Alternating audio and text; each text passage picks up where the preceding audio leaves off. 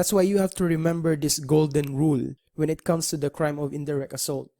No direct assault, no indirect assault, which means that if there is no direct assault, there is no crime of indirect assault. There must first be direct assault para magkaroon ng indirect assault. Example, one is a police officer who just arrested Pedro. Pedro was able to unlock the handcuffs and started to run. One instructed Berto, a civilian who was at the scene, to assist him. When Berto grabbed Pedro, Pedro punched and kicked Berto, causing the latter to fall. Is Pedro liable for indirect assault? The answer is no. Again, take note of the golden rule. When there is no direct assault, there is no indirect assault. So in this case, inatake ba yung police officer? The police officer in this case, was he attacked?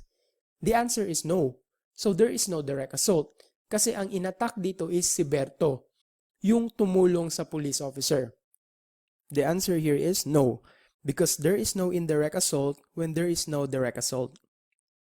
Now, the second element of indirect assault is that a person comes to the aid of such authority or his agent. Example, inside the court, the judge was attacked by the losing litigant. A private citizen protected the judge and he was also attacked.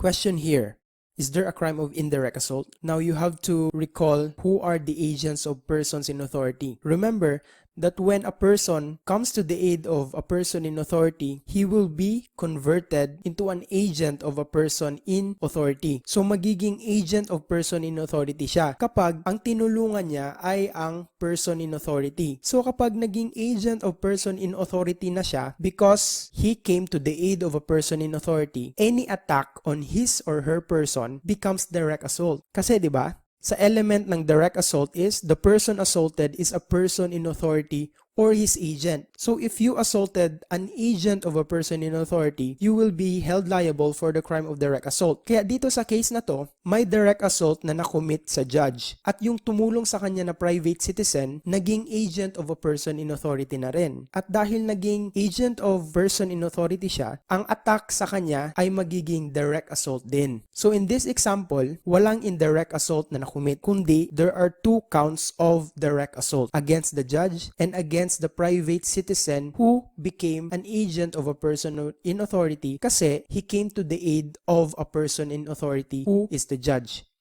So eto, the crime committed against the private citizen is direct assault. Kasi nga, naging agent of a person in authority siya nung tinulungan niya yung person in authority. Example number 2. The police officer was trying to arrest the suspect and he was attacked. A private citizen helped the police and he was also attacked. So, is there a crime of direct assault here? Yes. Kasi yung police officer in-attack. So when you attack an agent of a person in authority, it is direct assault. Etong private citizen, ang tinulungan niya dito is an agent of a person in authority. So when he came to the aid of an agent of a person in authority, any assault or attack against this private citizen will now be indirect assault. Yan ang indirect assault. Unlike sa first example, yung private citizen, ang tinulungan niya is a person in authority. Kapag tinulungan niya ang person in authority, magiging agent of a person in authority na siya. Kasi iyan ang definition. Any person who comes to the aid of a person in authority. So kapag tinulungan mo ang person in authority, magiging agent ka na. At kapag inattack ka, magiging direct assault siya. Kasi the person assaulted is a person in authority or his agent. Pero kapag ang tinulungan mo ay ang agent of a person in authority, hindi ka magiging agent. Pero kapag inattack ka, indirect assault is committed against you.